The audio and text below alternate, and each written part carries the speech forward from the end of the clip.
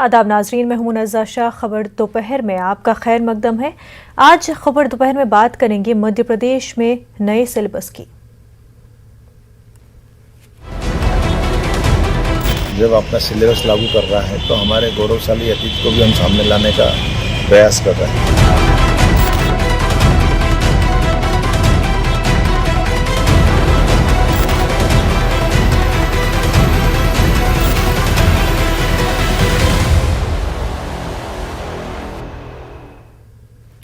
मध्य प्रदेश हुकूमत ने महाभारत और रामायण को रियासत के इंजीनियरिंग कोर्सेज में शामिल करने का फैसला किया है। हुकूमत के मुताबिक ये फैसला तकनीकी तालीम में सकाफती उसूलों को जम करने की कोशिश के एक हिस्से के तौर पर लिया गया है। हायर एजुकेशन डिपार्टमेंट ने कहा है कि इंजीनियरिंग के तलबा के निसाब में रामायण, महाभारत और रामचरितमानस को शामिल किया गया है। इस फैसले पर एमपी के महकमे हायर एजुकेशन के वजीर मोहन यादव ने कहा है कि यह फैसला नई तालीमी पॉलिसी के तहत लिया गया है, इसमें कुछ गलत नहीं है। मीडिया से बात करते हुए उन्होंने कहा कि जो भी भगवान राम के किरदार और असली कामों के बारे में जानना चाहता है वो इंजीनियरिंग कोर्सेज में ऐसा कर सकता है।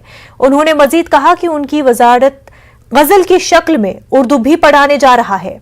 उन्होंने कहा कि ये एक इख्तियारी मजमून होगा, इसलिए किसी को बुरा नहीं मानना चाहिए।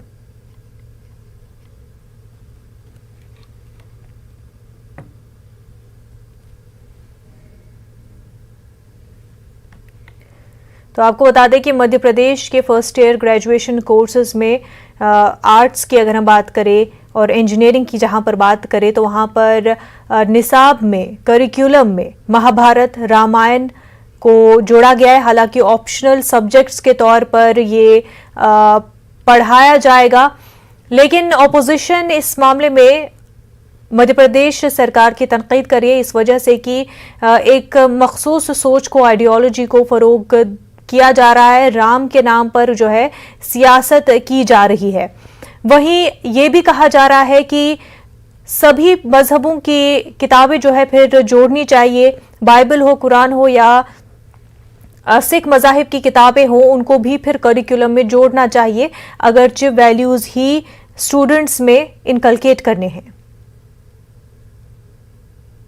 हमारे अपने बीए, साइंस ऐसे कई विषयों को लेकर के नई शिक्षा नीति के परिप्रेक्ष्य में जब अपना सिलेबस लागू कर रहा है तो हमारे गौरवशाली अतीत को भी हम सामने लाने का प्रयास कर रहे हैं। चाहे वो हमारे धर्म ग्रंथ से भी जुड़े हों, रामायण हो, महाभारत हो, या हमारे गौरवशाली महापुरुषों का जीवन हो, चाहे रानी दुर्गावती हो, रानी अवंतीबाई हो, या देवी अहिल्या हो, इधर विक्रमादित्य हो, राजा भोज हो, इन सारे महापुरुषों के चरित्र को लेकर के भी हम सामने आने का प्रयास कर रहे हैं। और इन सब के माध्यम से अपने विद्यार्थियों को नई शिक्षा नीति के माध्यम से हमारी अपनी गौरवशाली अतीत को पढ़ने का, समझने का मौका भी मिलेगा और प्राचीन साइंस, ज्ञान, विज्ञान को भी विद्यार्थी समझ पाएंगे।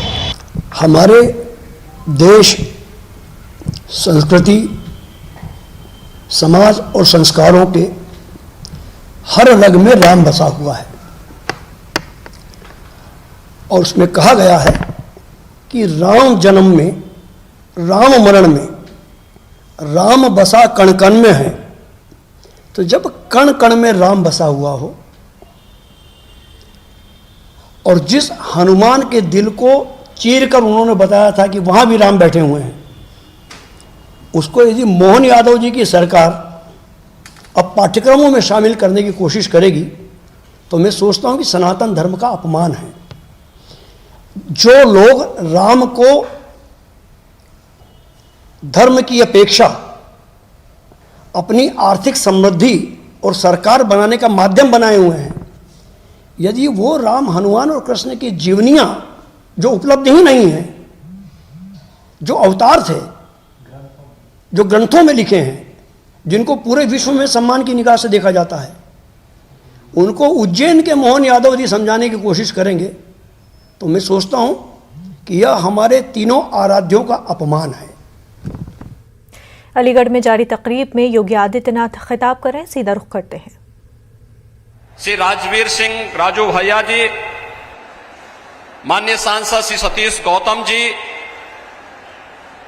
जिला पंचायत के अध्यक्ष श्रीमती विजय सिंह जी, आज के इस कार्यक्रम में उपस्थित सभी माननीय विधायकगण, प्रदेश सरकार के मेरे सभी सहयोगी मंत्रीगण और भारी संख्या में अलीगढ़ जनपद मंडल से उपस्थित भाइयों बहनों,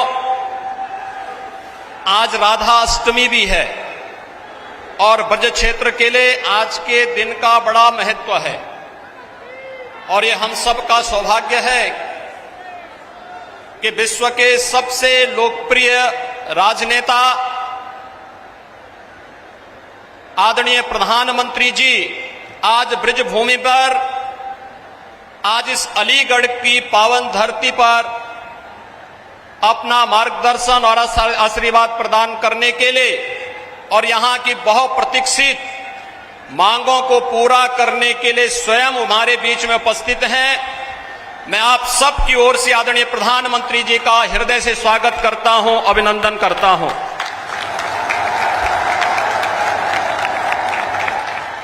भाइयों बहनों, जब पूरी दुनिया कोरोना महामारी से त्रस्त है और प्रस्त है, तब देश के अंदर जीवन और जीविका दोनों को बचाने का एक अद्भुत प्रबंधन और मार्गदर्शन देने, गरीब कल्याण पैकेज के माध्यम से हर एक गरीब को उसकी आवश्यकता के अनुरूप, चाहे वह प्रधानमंत्री अन्न योजना या फिर अन्य सभी योजनाओं से आच्छादित करने का कार्य रहा हो, या आत्मनिर्भर पैकेज के माध्यम से प्रत्येक तबके को स्वावलंबन की ओर अग्रसर करने का, और जब कोरोना महामारी से बचाव की बात आई, दो स्वदेशी वैक्सीन दे करके अपने देश के प्रति अपनी आत्मीय संवेदना व्यक्त करते हुए 75 करोड़ लोगों को अब तक कोरोना का डोज उपलब्ध करवाने के ऐतिहासिक लक्ष्य को प्रदान करने के लिए मैं आदरणीय प्रधानमंत्री जी का उत्तर प्रदेश की जनमानस की ओर से हृदय से स्वागत और अभिनंदन करता हूं। भाइयों बहनों, हम सब जानते हैं कि सदी की सबसे बड़ी महामारी पर जितना बेहतर प्रबंधन भारत ने किया, आदरणीय प्रधानमंत्री जी के मार्गदर्शन में, उनके नेतृत्व में, वह दुनिया की तमाम बड़ी बड़ी शक्तियों के सामने भी एक मिसाल बन गई है। लोकतांत्रिक व्यवस्था में अपने नागरिकों के हितों को सर्वोच्च प्राथमिकता देते हुए उनके जीवन और जीविका को बचाने के इस अद्भुत प्रयास के लिए मैं आदरणीय प्रधानमंत्री जी का आप सब की ओर से हृदय से अभिनंदन करता हूं, स्वागत करता हूं। भाइयों बहनों, आदरणीय प्रधानमंत्री जी के मार्गदर्शन और उनके नेतृत्व में 2017 में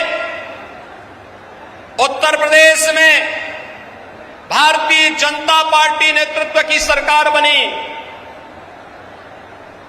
फरवरी 2018 में आदरणीय प्रधानमंत्री जी ने उत्तर प्रदेश के पहले इन्वेस्टर समिट का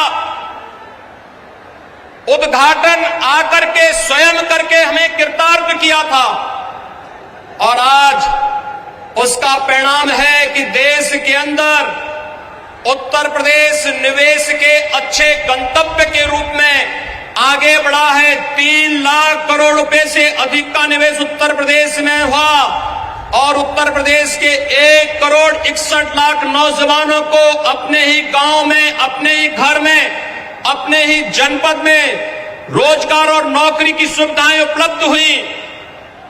और उस समय आदरणीय प्रधानमंत्री जी ने उत्तर प्रदेश को एक डिफेंस मैन्युफैक्चरिंग कॉरिडोर का भी तोहफा दिया था।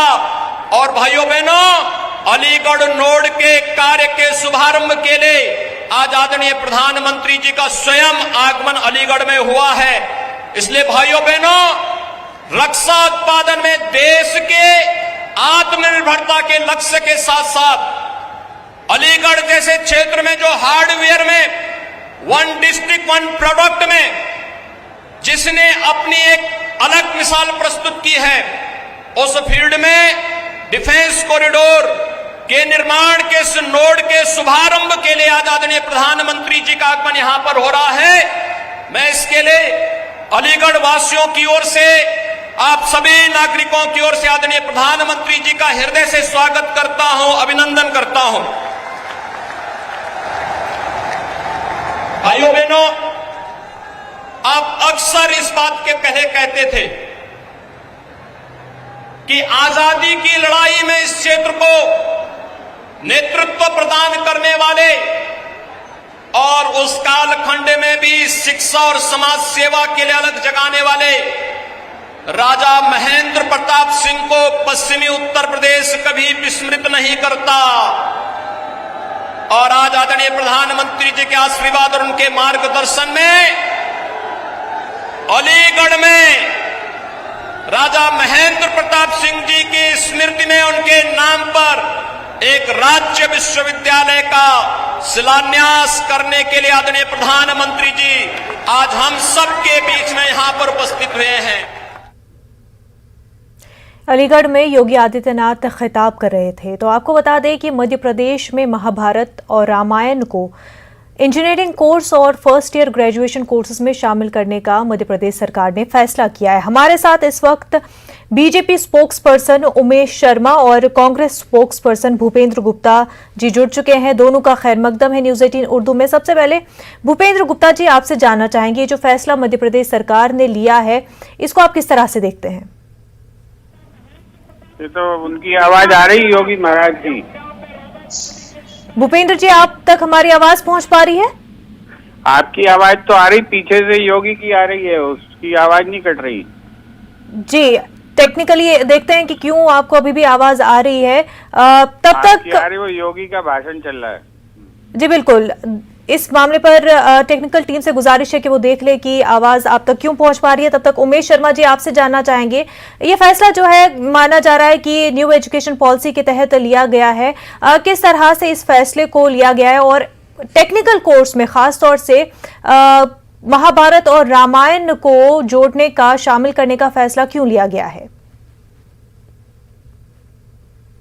स्पष्ट आप समझ लीजिए कि ये फैसला कतई भी सियासी फैसला नहीं है और पहली बार ऐसा हो रहा है, ऐसा नहीं है।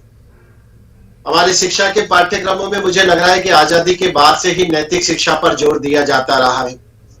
एक कालखंड ऐसा भी रहा है बहुत लंबे समय का कि जब आधारभूत पाठ्यक्रमों में, आधार पाठ्यक्रमों के अंतर्गत महापुरुषों के चरित्र पढ़ाए जाते रहे हैं, हितोपदेश की कहानियां पढ़ाई गई है, पंचतंत्र सार पढ़ाए गए हैं, नैतिक शिक्षाएं पढ़ाई जाती रही है। और ये सिलसिला मुझे लगता है कि नेहरू जी और इंदिरा जी के समय में भी जारी रहा है।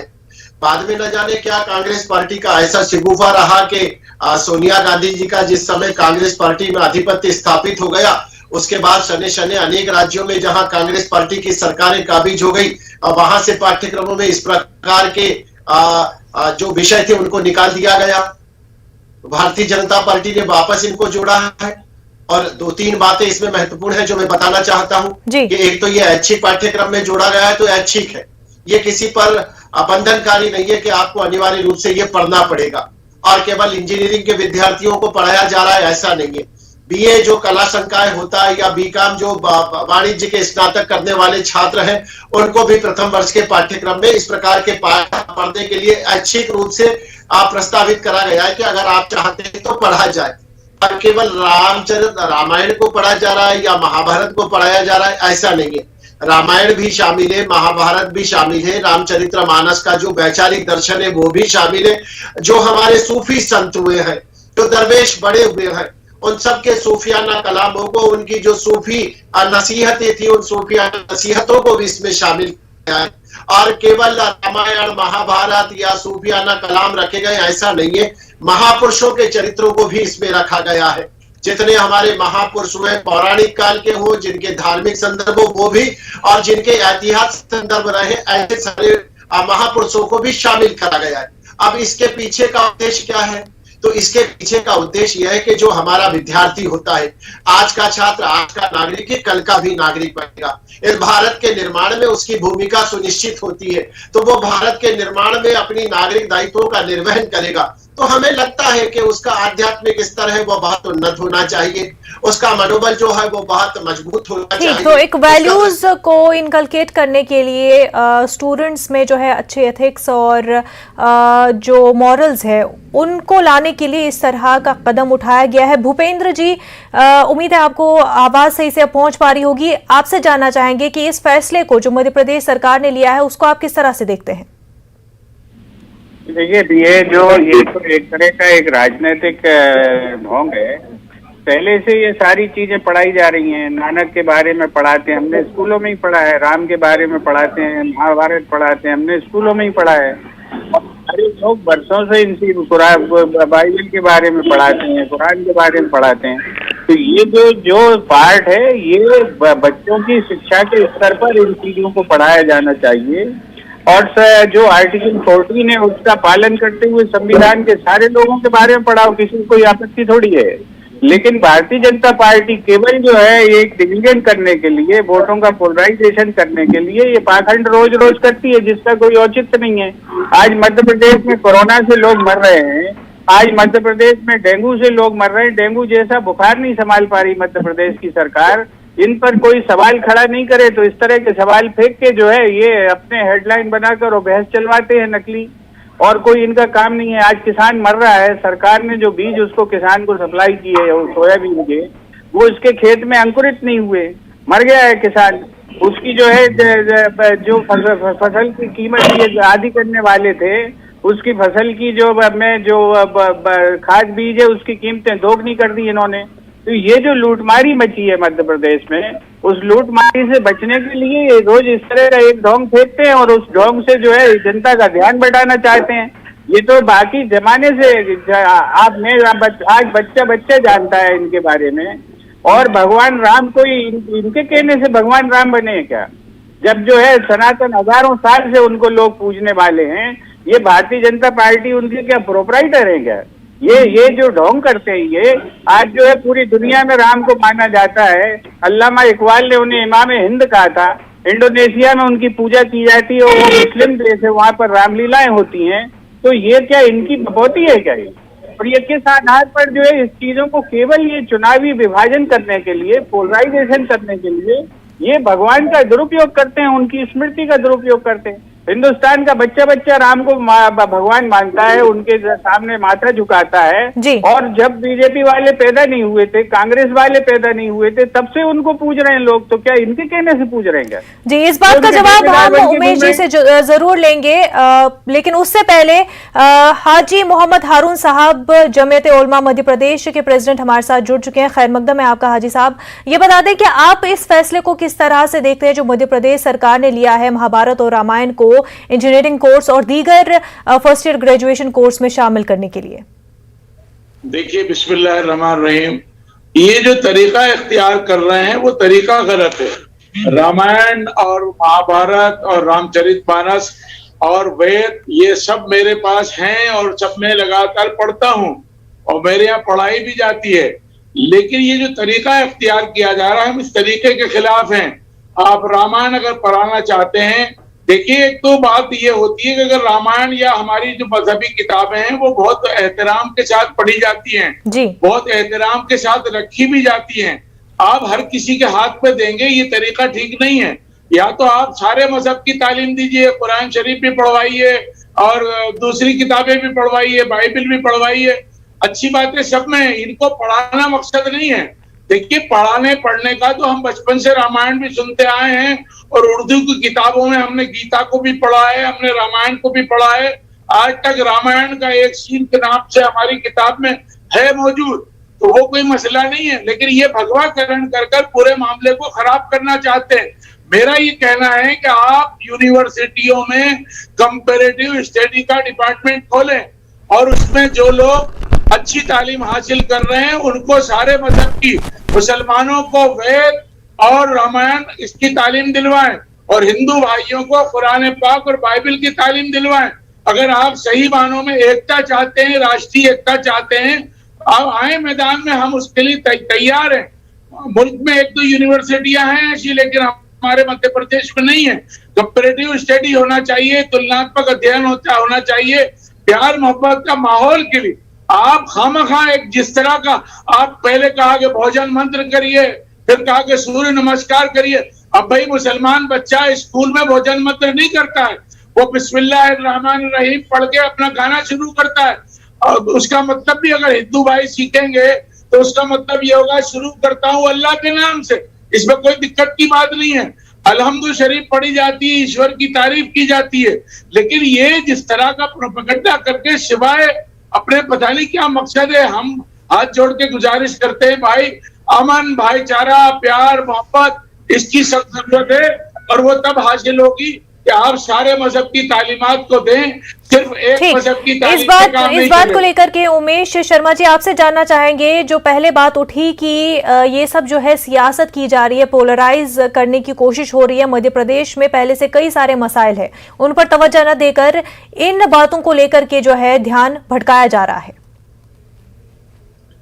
नहीं, एक तो मैं माननीय कांग्रेस के प्रवक्ता जी से पूछना चाहता हूं कि उनके कहने से मैं सहमत हूं कि जब भारतीय जनता पार्टी का जन्म नहीं हुआ था, जब कांग्रेस की स्थापना नहीं हुई थी, तब से राम है। और 125 साल पुरानी बूढ़ी इस कांग्रेस के नेताओं से ये भी तो पूछना बनता है कि सुप्रीम कोर्ट में हलफनामा दायर करने के पीछे का कारण क्या था। जो सुप्रीम कोर्ट में हलफनामा दायर करके आए कि राम कभी पैदा नहीं हुआ, ऐसा क्यों कहा आपकी सरकार ने सुप्रीम कोर्ट में हलफनामा देकर कांग्रेस पार्टी ने कि राम तो केवल एक किंवदंती था। ऐसा झूठ, ऐसा प्रपंच क्यों रखा कि राम सेतु कभी हुआ ही नहीं है। कौन सी पार्टी के लोग थे जिन्होंने सुप्रीम कोर्ट में ये जाकर कहा कि राम जन्मभूमि के मंदिर की जो सुनवाई है वो डे टू डे नहीं होना चाहिए, इससे जो है चुनाव प्रभावित होते हैं। तो ये जो काल नेमी जैसी भक्ति कांग्रेस पार्टी की है ना, आज कमलनाथ जी अपने आप को हनुमान भक्त बता रहे हैं और कांग्रेस पार्टी के नेता हमको राम जी के बारे में समझा रहे हैं। तो मैं उनसे कहना चाहता हूं कि ये सारे चरित्र इसलिए पढ़ाए जाने आवश्यक है कि वोटों का पोलराइजेशन हम नहीं कर रहे, तुष्टीकरण आपकी टाई के अंदर बंधा हुआ है। आपके तो उमेश शर्मा जी, कंपैरेटिव स्टडीज क्यों नहीं हो सकती एक तरह से, जो कल्चरल स्टडीज भी है उनमें जो है मजीद रिवाइव किया जाए और वहां पर जो है इस तरह से पढ़ाया जाए, और जो रिलीजन स्टडीज है, जो लैंग्वेज स्टडीज है, जिस तरह से शेक्सपियर को पढ़ाया जाता है या दीगर चीजों को पढ़ाया जाता है, उस हिसाब से पढ़ाया जाए। और अगर वैल्यूज की बात की जा रही है तो बेसिक स्कूल एजुकेशन से शुरू होना चाहिए। टेक्निकल कोर्सेज में क्यों इसको शामिल किया जा रहा है? मैं सहमत हूं, मैं आपकी बात का जवाब देता हूं और आदरणीय मौलवी जी ने जो कहा था उसका भी जवाब देता हूं, है ना, दोनों बातों का जवाब देता हूं। उन्होंने कहा था कि कंपैरेटिव पढ़ाया जाना चाहिए, हम इस बात से असहमत नहीं है और मैंने भी स्पष्ट करा है। एक तो ये उन्हें मैं बता देना चाहता हूं कि रामायण नहीं पढ़ाई जा रही है, वहां महाभारत नहीं पढ़ाई जा रही है। रामायण का व्यवहारिक दर्शन क्या है, रामायण के रामायण हमको क्या आत्मिक उत्थान के रास्ते दिखाती है, उसके एथिक्स क्या है, उसके सिद्धांत क्या है, उससे हमको क्या प्राप्त होता है, वो कृपा पाठे पढ़ाया जा रहा है, वो राम जी की चौपाइयों के माध्यम से या महाभारत के माध्यम से। और केवल ये नहीं पढ़ाया जा रहा है, जो उन्होंने कहा था कि कंपैरेटिव पढ़ाया जाना चाहिए, सूफियाना जो संत और दरवेश हुए हैं उनकी जो वाणियां हैं उनको भी उसमें शामिल। तो कुरान भी पढ़ाया जाएगा और बाइबल भी पढ़ाई जाएगी? नहीं होती है, अच्छी बातों की कोई उम्र नहीं होती। ये जरूरी नहीं है कि 8, 10, 12, 15 साल के बच्चे को केवल ये सब चीजें पढ़ाई जानी चाहिए। क्यों? भूपेंद्र गुप्ता जी, अच्छी बातें पढ़ाई जा रही है, अच्छी बातें सिखाई जा रही है, तो प्रॉब्लम क्या है? नहीं, कोई समस्या नहीं है। मैं तो क्या कह रहा हूँ कि मैं तो कह रहा हूँ हर चीज नैतिक शिक्षा का तो पाठ ही होता था पूरी। इन्हें ये तो या तो उमेश शर्मा जी जो है मध्य प्रदेश या देश के स्कूलों में पढ़े नहीं है, सीबीएसई के कोर्स में ये सब पढ़ाया जाता है, पहले से पढ़ाया जाता है। तो ये तो जो ये इनको पता ही नहीं है, ये तो केवल एक जो है आंख में पट्टा बांधा हुआ है कि किस तरह से लोगों को गुमराह करना है, तो उसमें एक हवा बनाने का काम करते हैं। अच्छी चीजें सब बराबर पढ़ाइए, कौन रोक रहा है कि नहीं आप मत पढ़ाइए।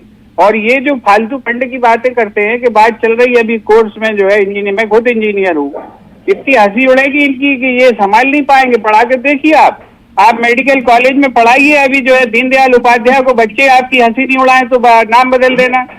आप जो कर रहे हैं ये केवल बोर्डों के लिए, ये टेक्निकल ढोंग आप कोर्सेज में केवल किस बोर्डों तरह के लिए कर रहे से हैं। पढ़ाया जाएगा वो भी देखने वाली बात है, उस पर किस तरह से न्यू एजुकेशन पॉलिसी के तहत ये सब किया जाता है। हाजी साहब ये बताएं कि अच्छी बात पढ़ाई जा रही है, उस पर कोई प्रॉब्लम नहीं होनी चाहिए। वहीं उमेश जी ने ये भी कहा कि साधु संत जो रहे हैं, जो सूफी बुजुर्ग रहे हैं, उनकी बातें भी तो सिखा रहे हैं। नहीं, जो ये उन्होंने जो मिनिस्टर है उनका बयान देखिए, उन्होंने ये कहा है कि हाँ हम ये पढ़ाएंगे और भगवाकरण करने के लिए पढ़ाएंगे। उनके बयान को देखिए, वो ये नहीं कह रहे कि अच्छी तालीम देने के लिए पढ़ाएंगे, वो भगवाकरण करने, उन्होंने ऐलान किया। आप टीवी उनका टीवी देखिए, ये ऐलान करते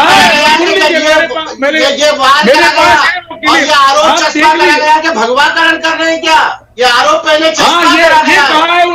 सभी मीडिया मध्य प्रदेश में, लेकिन 2011 में भी ये बात उठी थी कि स्कूल्स में जो है पढ़ाया जाएगा, महाभारत रामायण पढ़ाई जाएगी, लेकिन तब ऑपोजिशन की वजह से इस बात को अमलाया नहीं गया था। वहीं 2015 में ही एनडीए गवर्नमेंट ने ये ऐलान कर दिया था कि महाभारत रामायण, रामचरितमानस, गीता पढ़ाई जाएगी स्कूलों में, ताकि जो कल्चर हिंदुस्तान का पोल्यूट हुआ है उसको ठीक किया जाए। तो 2015 में ही ये बात वाजे हो गई थी कि बीजेपी की जो सरकार है जिस भी रियासत में है, इस तरह का सिलेबस लाने जा रही है।